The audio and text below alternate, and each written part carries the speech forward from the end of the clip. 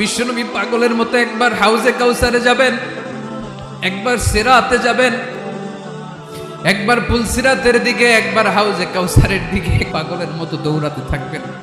তার কোনো গুনাহগার উম্মত যাতে জাহান্নামে ঢুকে না যায়, সেদিন কেউ সুপারিশ করতে পারবে না বিশ্বনবী ছাড়া।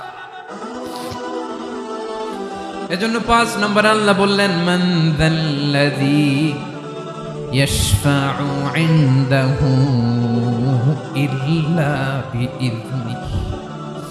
কার সাহস আছে, কার এত বড় বুকের পাটা কিয়ামতের কঠিন দিন আল্লাহর সামনে দাঁড়িয়ে সুপারিশ করবে? কারো ক্ষমতা নেই, কারো ক্ষমতা নাই। বিশ্বনবী সেদিন সেজদায় পড়ে উম্মতের জন্য কাঁদবেন, সবাই কাঁদবে, নফসি নফসি, আল্লাহ আমারে বাঁচাও, আল্লাহ আমারে বাঁচাও। বিশ্বনবী বলবেন, উম্মতি উম্মতি। বিশ্বনবী আমার জন্য কাঁদবেন, আপনার জন্য কাঁদবেন।